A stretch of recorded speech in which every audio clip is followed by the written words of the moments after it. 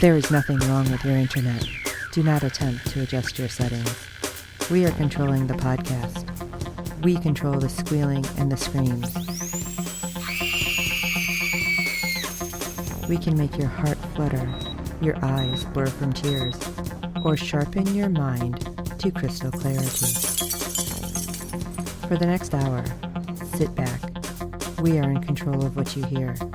We repeat, there is nothing wrong with your settings.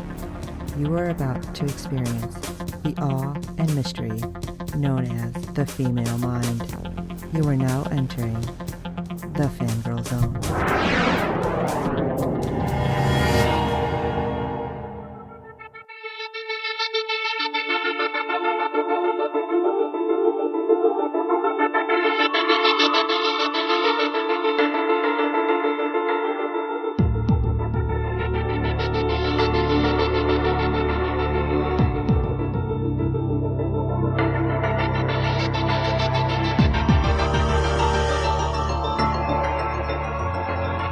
Hello, everyone, and welcome to Falling Pieces. I'm Sean Fangirl S. A podcast dedicated to the NBC series Debris. I'm Steve. Exclusively on the Fangirl Zone. I'm Terry. Well, we do have some ratings news to give you. Episode 1 brought in a 4.374 million viewers with a 0.59 rating in adults 18 to 49. There you go. And episode 2 had our normal drop to 3.35 million viewers with a 0.36 rating for adults 18 to 49.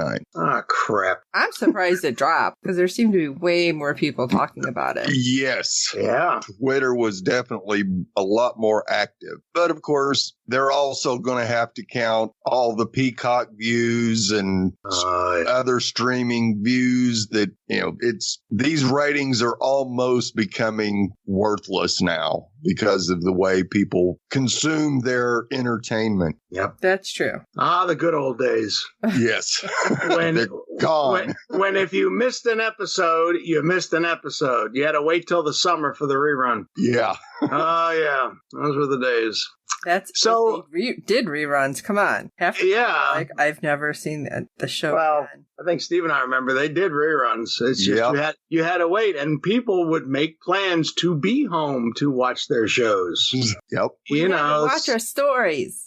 Yeah, I mean, especially like on a Thursday, Friday, or a Saturday, because Fridays I think were bigger way back in the day. Even the pod dog agrees, and he's not even that old. She's not even that old.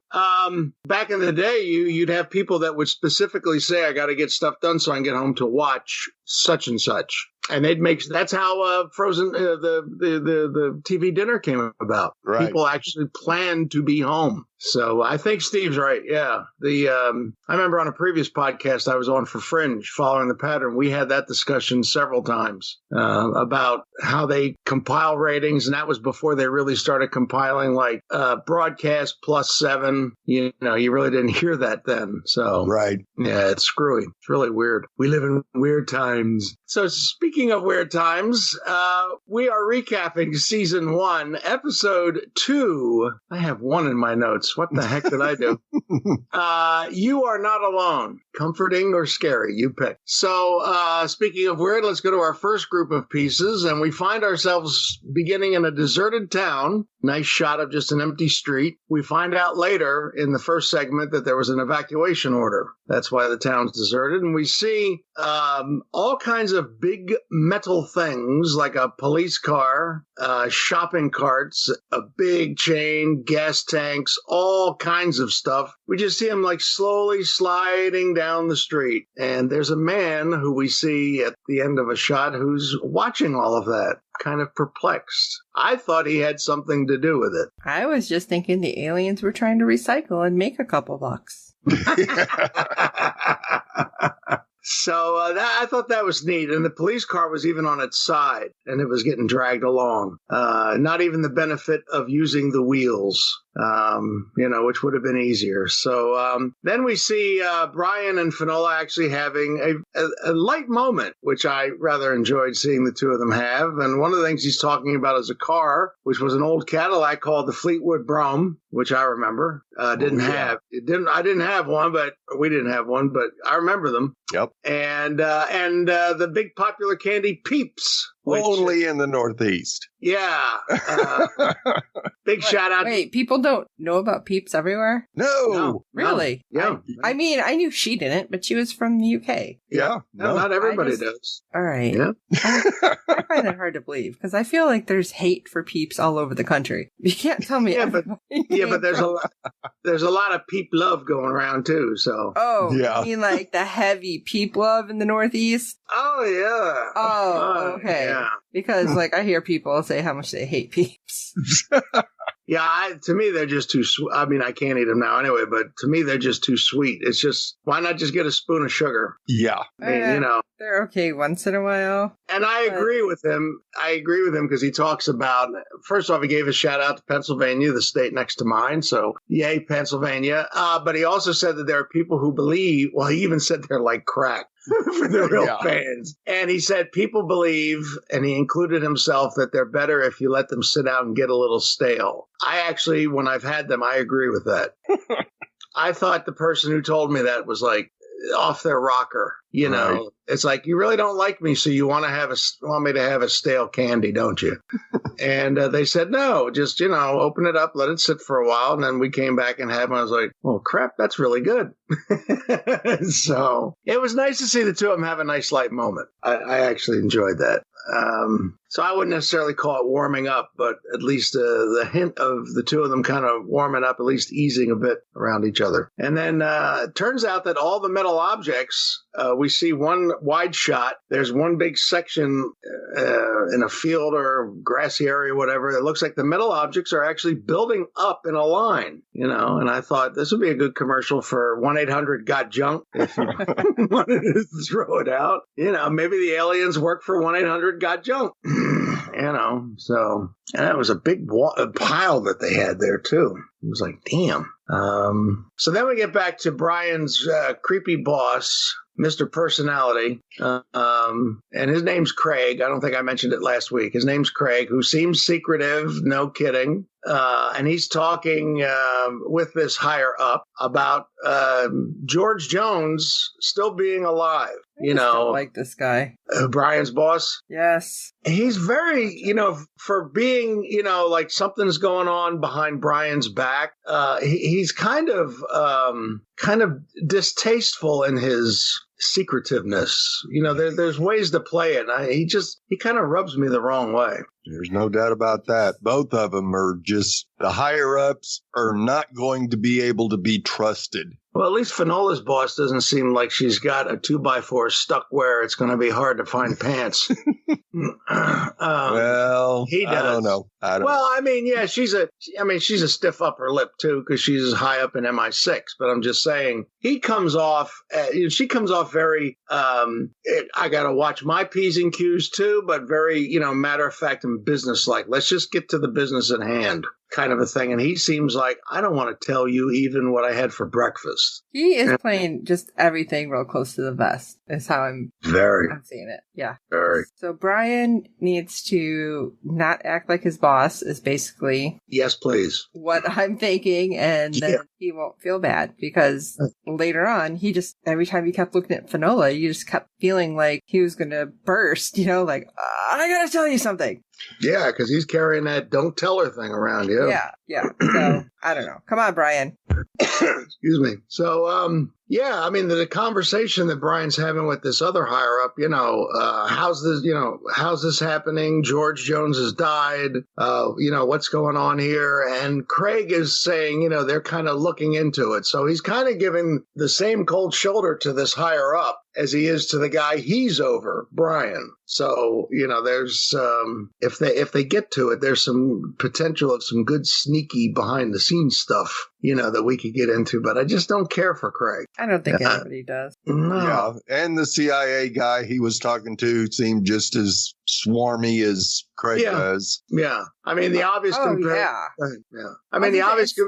sorry. Go ahead. I'd say especially, though, when the other guy, is like, as far as I'm concerned, you're on a trip. It's like, so you're lying to your boss and you're letting this guy do whatever he wants. I feel like that's really a bad idea. Right. He's going to throw you under the bus at the first chance. Yeah, he even says to him at the end of the conversation, this is your thing. This is your detail or your division. That's what it was. This is your division. Yeah, the thing that bothered me the most about Craig in this whole scene was he does mention that he may have to get his hands dirty. That can't And I thought to myself, dirty? They're filthy already, buddy. Mm-hmm. Talk about reaching into the bowl. Yeah, they're dirty. Yep. All the way up to his elbow currently. Yes. And we're only 2 episodes into the series. So then we go back to Brian Fanola and they interrogate the man who was watching all of this stuff going down. Turns out his name is Eric. Couldn't recall a last name, and he is very clearly upset. And one of the things he talks about is, have to figure out something or have to get to something. And some of the people from Orbital's team kind of come by, and Brian tells him, keep an eye on him. But he's really agitated, more so than we first saw him when he was just watching the stuff going down the street. And I think that might be because he was surprised, because Brian was surprised seeing his reflection in that little bike mirror, looking behind him. And I think he kind of caught Craig or Eric off guard. So. Right. And then the last piece of this first section is that the satellite images are coming through, and they're showing that the metal objects are beginning to form a circle around the town. Uh-oh. Yeah. This can't be good. Fenola's like, keep people out. And I'm sitting there going, will somebody say the other half, or to keep people in? Yes. I think everybody on the internet said that. Yeah. I was like, I tweeted the other line. Did you? Yep. I was like, come on, Brian, say the other line. So, the big takeaway, I think, from this first section is definitely that Craig and everybody in the upper management of the government really can't be trusted. And I do think that before this series is over with, both Brian and Fanola will come to the realization that if they're going to survive this, they've got to trust each other, because they're the only ones that are going to have each other's back. Yeah, I think Fenola's boss notes to Craig that they're 7 months into, I think that was later in the episode, they're 7 months into this relationship. Right. And the opening lines that you see across the screen saying it was 6 months prior that debris started falling to the earth. So, they try to get a jump on it, I guess, when you first saw the impact, and then that'd be the first month, and then the next 6 making 7 is since the pieces started falling. So, I get, and I think and I hope there's a payoff for it. I think there will be. They're setting up very early this distrust factor very clearly, and I like there's like on the American side there's like that double level, not just the mistrust of MI6, but if not mistrust, although Brian might get that later, within the FBI itself, between Craig and Brian at some point. So it's interesting how they're kind of folding all these pieces in together, like a parfait. Well, you were talking about their relationship and how they've been doing this for a while. Now, I don't think they've been doing it together for a while, because we have Fanola opening up about her relationship, about her father and her sister, which I thought was interesting because, we've only had 1 episode, so no, we're not going to know everything, but it's like, she's dealing with her sister, who apparently, I don't know if she is borderline addict or if she is just one of those people who go out and party a lot, but not to the point where she's so over the top she needs to be in rehab. Although when we do see her later, I kind of think maybe she did need to be in rehab personally. Yeah. But she's sharing like all these intimate details, her sister and her having a hard time. They never really got along. Now they have to deal with her father's estate. And then Brian just casually mentions, when was the last time you saw your dad? It's like, if she wasn't all caught up in her head right now, she'd probably have been like, why are you so interested? Yep. But instead, she says, I sat with him for, what did she say, like 7 hours after he died, like in the morgue or something. Like it was that, a crazy amount. And so Brian, you seen the look on his face, like, wait a second, how is that possible? And then what my boss told me, this doesn't make any sense. Yep. But personally, I thought he started looking really guilty, especially when she says that my dad had, I'm thinking of Doctor Who. My dad had texted me, but I didn't know he was already dead at that point. And, well, what did it say? It's like, well, it was a suicide note. You were not alone. Yep. And just hearing that and then seeing his face, like, he looked a little, I don't want to say shook up, but it just seemed like he was really struck by that. Like, he didn't know how to respond. But then again, how do you ever respond to something like that, right? Yeah. Yes. Yeah. Well, don't forget last week, I mean, he finds out that Craig has seen George Jones on the airport security camera at the very end of the episode. And he's like, wait a minute, how's that? That can't be. And so now she's filling in more of her side of the story. And that she sat with him and that his last thing was a suicide note, you know. And I was like, and I'm sure that's adding to his guilt having to keep quiet, Which you know. makes the next point here of our story all the more head scratching. Because our little group of two ends up seeing Eric again, out of custody, but bloody and even more crazy. Yeah. As he's like breaking the window of a car because he keeps saying, I have to go, I have to find it, I have to do it. They forced my hand. It's like, whoa, what is going on? That's not how you call an Uber. No. So he takes off running and they chase him. And I'm thinking, okay, it's never good to split up anywhere, especially in these kind of shows. And they split up in the warehouse and Brian goes outside and Fanola goes around a corner and finds Eric like crouched down. And I love it because she's like, Brian, I found Eric. And he's like, what? Because so did I. It's like, what is happening? I'm like, triplets, clones, weird alien stuff happening. Scratching my head. Wait, did somebody say clone? Oh. The Orphan Black show that we didn't know was a spinoff. It's happening right now. Yeah. This is the Orphan Black spinoff, right?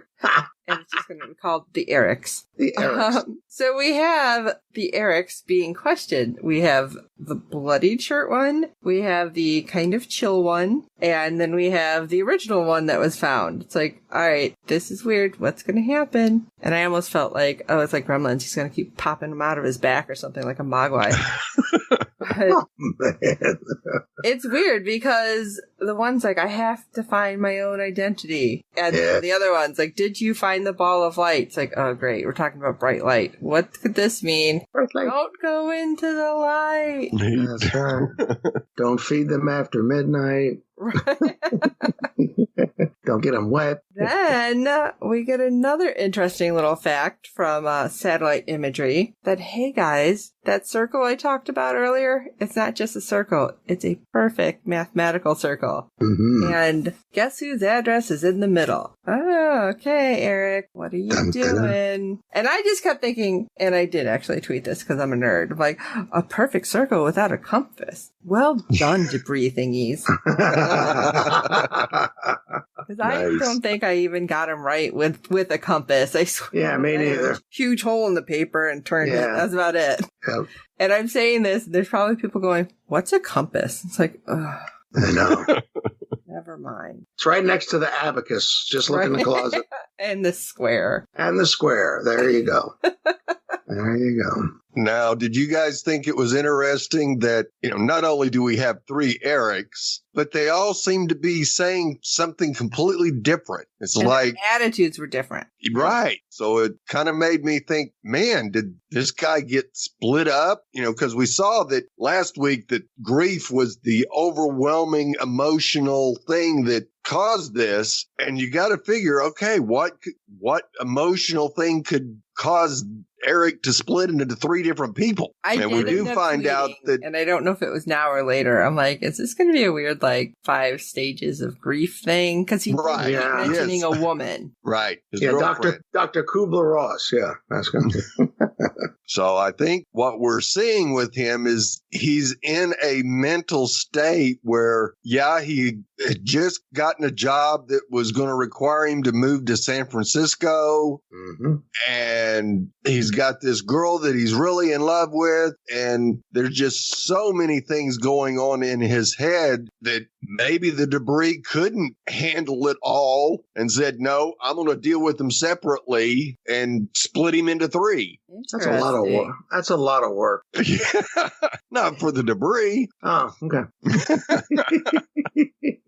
But they all, even though they had different demeanors, they all had the idea of something to do. Right. You know, a couple of them were very different degrees of manic about it, but they all had a task or something to do or get to or something. You know, they all had a direction or a goal to get to. So that was the one constant. But yeah, they were all different shades of personality. Yeah. Right. And, you know, I think everybody can identify with having times in their life where, yeah, your mind is just going 90 miles an hour because of having to make decisions on multiple items because of some life change. And that's past really 5 years for me. Yeah.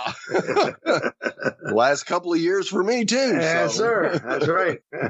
You know, so yeah, it gets tough sometimes when you're having to deal with multiple issues all at the same time, and your brain just don't know which way to turn sometimes. And I really think that that's what we're seeing with Eric in this episode. And to me, it made sense that, yeah, they'd split him apart and let each one of them try to deal with that one part.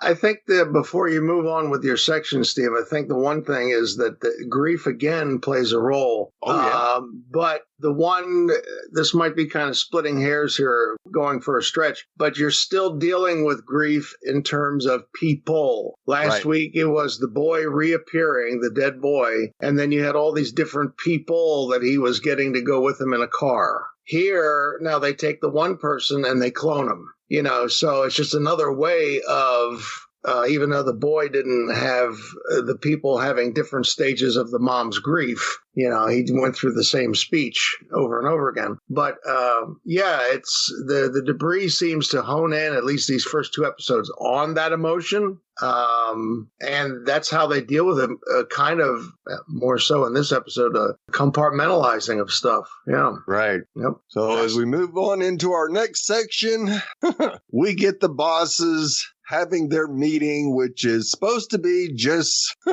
private. MI6 and Craig, but no, we see MI6 and she's got a table of people around her. Yeah.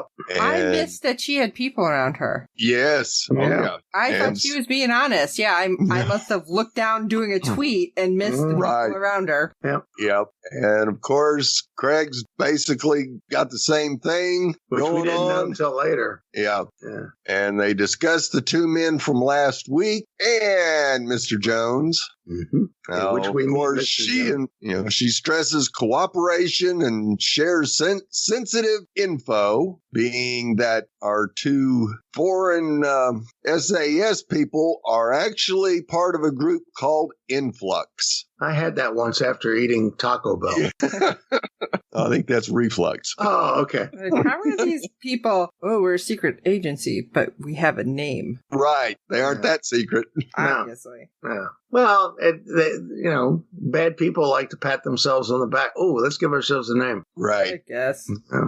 Absolutely. Yep. And we go back to the site where they go check out Eric's house and discover that it was hit by a chunk of debris. So at least they found the debris. And Fanola determines that it must have hit while Eric was in the car, or he tried to get in the car after being hit, because we do see blood inside the house. I think he was probably in the basement or the bottom floor of the house or something. Right. Yeah, something like that. Yeah, because the blood splatter we end up seeing coming up the stairs. Yeah, it's true. And then we see later on in the episode, the blood in the garage. Yeah. And so they figure that what they've encountered, all 3 of the Erics are actually clones, and that the real one must be hurt and is missing. Great because deduction. Fanola finds another Eric. There's just so many of them! And then we get to have a face-off between Brian and Brian.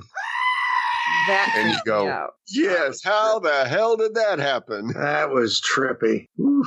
2001: A Space Odyssey much? Yeah, and it was pretty awesome that Brian didn't freeze and was able to shoot first. Yeah. It very well could have gone the other way, because I know if it had been me, I'd probably been in a state of shock for a couple seconds. Yeah. Oh, yeah. He didn't hesitate, which No. kind of worries me. Just saying that. Yeah, and I thought it was really curious how we hear this noise and then things start popping up. You know, first we get the other Eric, then we get Brian, and then we get a combination of the two. Mm. And you go, I was like, what is happening? yeah, are we mass producing clones here? Yes. And you'd kind of think that if it was really going, sensing emotional stress, from what we heard from Fanola and earlier in the episode dealing with her dad and her sister, that it would have been her that got cloned. Mm-hmm. But no, it's Eric, which goes to prove that he's hiding something major in his life. Yeah. And we got Fanola just trying to build a relationship with him by, giving him some background. This is what's going on in my life. And all we get out of Brian is Pennsylvania. And you're a big big debt of thanks to the Commonwealth of Pennsylvania. Yeah.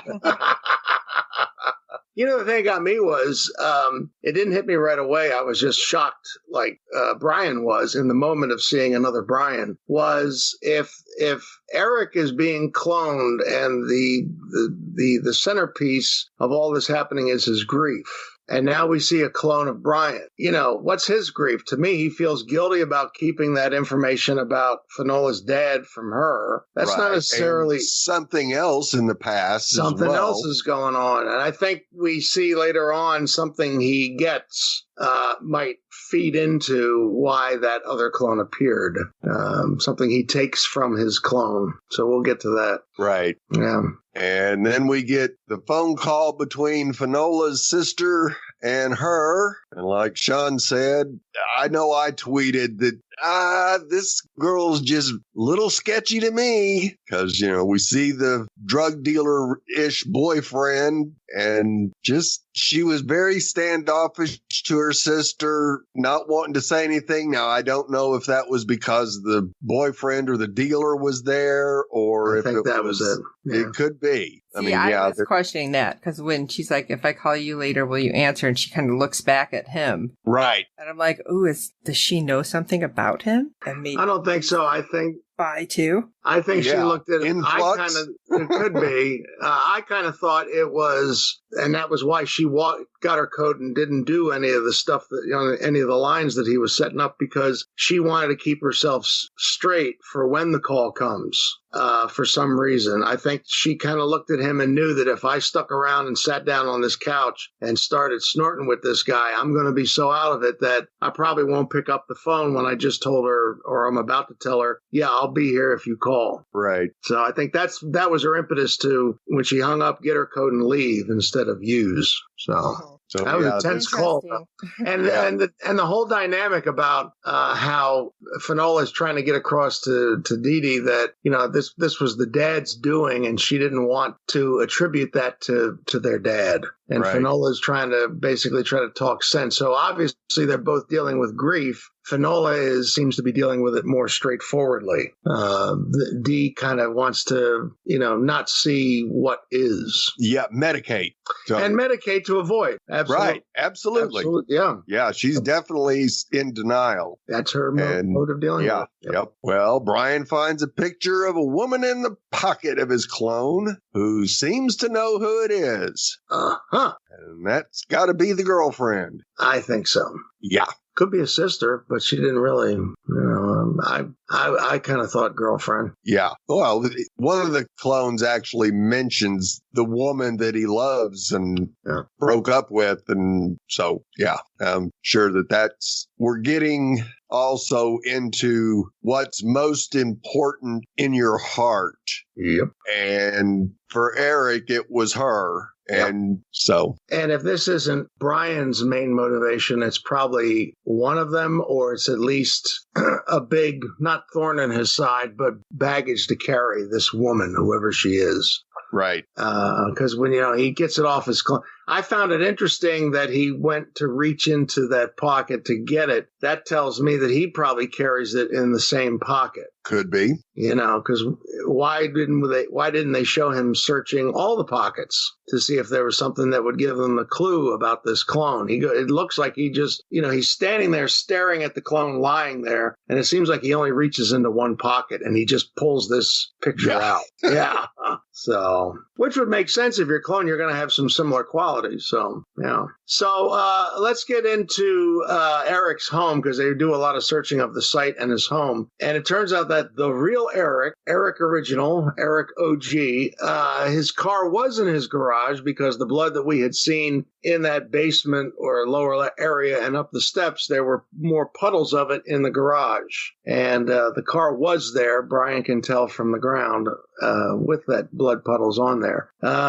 So then they get the idea that the car and obviously the original Eric must still be around. So if all the big metal things are being sucked into this circle, go to the circle. Yep. And search that. So they start searching this circle pile for the car, because they think that, the real Eric was trying to get away and he must be in there. Well, they find the car, and yes, Eric is inside. So kudos to Jonathan climbing that pile. Yeah.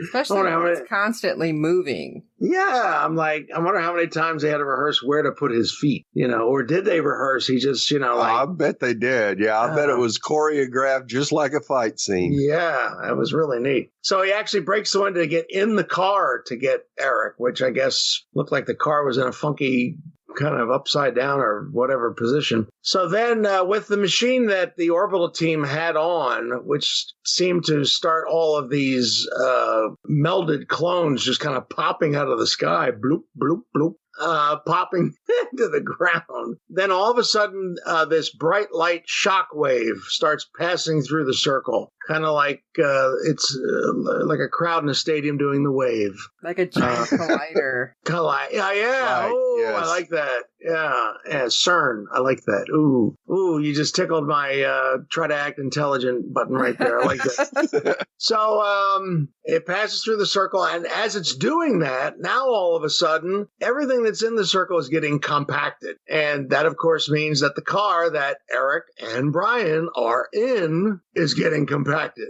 which means if it keeps getting compacted, bye-bye Eric and bye-bye Brian. Yeah. So Fanola's like on the communicator telling the team in the house, shut it off, and they're like, we can only shut it off in a certain way. So a little tension there as that wave just kept going round and round through the circle. Finally, they get the equipment to shut down, and the shock wave stops. And we see that finally Eric and Brian are saved. They're okay, and I love the line before Brian walks off where Eric asks him, who are you? And he looks at Eric and he looks at Fanola. He said, I'm a federal agent. Yeah. You kind of go, huh? It's like really? I was waiting for him. I was waiting for him to say, and I'm bad. Yeah. That's right. I'm bad. You know it. You recognize it. So he goes off, and then Fanola kind of talks to him and try to console him. And he says he has something to do. Again, having something to do, a task. And he's got to find someone. And it's this woman who obviously has left him. And he calls her and he asks her to stay. She's in a car heading out of town. She's on a highway. Pulls over, takes the car. Thank you for pulling over to take the call. Yep. Thank you, JH, and the other people to have her do that. And she takes the call and, stay, which I kind of thought, isn't that sweet? And then like 5 minutes later, I thought, but he was going to San Francisco. Maybe she doesn't want to go there. Yeah, I was just like, can you stay? But not in this town because it's kind of right. Yeah. This town's gone. Yeah, really. Yeah. It might not be good to live here. You might not be able to get to my place. Yeah. Right. And my place might be a little drafty after we get back. So I thought that was a nice moment. And then later we see Brian telling Craig, and I love the line where he says, well, I shot myself today, as if that was like something happy. He's being sarcastic. And I actually like Craig's line. He says, that must have really hurt you, killing the person you care for the most. Yes. I love that. That was kind of funny. That was great. I was like, hey, Craig made it funny. And so Brian, when he says, you got anything, tells that Finola, he relays what Finola said to him, that she sat with her father's body at the morgue. How's that possible? So then Craig drops a bombshell. Oh, yeah. Maybe not. You don't know what he's doing. Is he really doing what I'm saying he's going to say, or is he just giving a red herring? He then tells Brian that he has sent a team to London to exhume George Jones's body. So this ought to be interesting. Is he actually going to do that? And if so, because I don't trust that he's going to do it, but if so, will the body be there or not? Right. That'd be interesting to find out. Yep. And I do think he is going to actually do that. Yeah, I kind of, but I don't trust him, but I think he will. Yep. That's why I think he'll do that. Because I don't trust him. Yeah. And he'll probably find out something and not tell Brian, or not tell Brian all of it, whatever it ends up being. And so then the end of the thing was another nice moment, brief, but a nice moment between Finola and Brian, where she gets in the car and gives Brian a bag, and the bag has peeps in it. And Brian is sniffing them, as if he was snorting crack or something, snorting coke. So she tries one. She's a little hesitant. He pops the whole one in his mouth. I was more renegade. I'd bite the head off first, and then I'd eat the body. So she bites the head off, too. I like this gal. And she's like, oh, yeah, this is pretty good. So she didn't give any props to the Commonwealth of Pennsylvania, but it was nice that she enjoyed peeps. So I just was thinking, it's like if you never had a marshmallow before. Right. Yeah. It's not. It's a sugar-covered marshmallow. That's all it is. Yeah. So it's sugar-covered sugar, essentially. Yeah. Yeah. So, and that was how it ended. And I wanted to ask you guys, because even watching it and doing the rewatch to do the notes, the one word I couldn't get, did he say to her as the episode ended, buckle up or something? I didn't. Is that what I heard? Okay. Because it just, both times it sounded garbled to me. And I was like, it would make sense he would say buckle up. But for some reason, it didn't quite sound like the word buckle. So that's why I wanted to ask. So then he said buckle up. So. And you get that strange look from him before he even says it as he's looking at her. Well, what am I supposed to do? Do I say something? Do I not say something? Very conflicted. I think he enjoyed the very brief respite, and it was very brief, sharing the peeps, because then he didn't have to not talk about her dad. And they had a nice light moment together, and she ends up liking something that he likes, and so I thought he kind of enjoyed it, but you can still see he's like, oh, crap. Yeah. I don't want to do this. So, and then we fade to black. Good episode. Yeah. Good, that is good, creepy, fringy episode. Yeah. Love the clones. That was great. Well, you know how we feel about this episode. We want to know how you feel. So shoot us an email at contactus@fangirlzone.com, because we'd love to hear from you. And we want to answer your questions and have you answer our questions, because I know we always have questions in all of our podcasts. So if you caught something we didn't, we would love to hear that as well. There you go. Yeah. And while you're at it, if you can rate and review us on iTunes and every other platform you find us on, because good ratings and reviews help other fans of the show find us. Tell your friends about this show, especially if they love sci-fi. They're going to dig this one. I totally think. Yeah. It has Fringe, it has Orphan Black now, it has X-Files, it has everything. What's not like, and it has Peeps. So, there you go. Oh, you can't beat that. Yeah. We, of course, hope you're enjoying the podcast, and again, would love to hear from you, so let us know what you think. So, for this episode of Falling Pieces, I am Sean Fangirl S. And I'm still drawing circles imperfectly. I'm Terry. And I'm Steve. Am I ever all right? I shot myself today.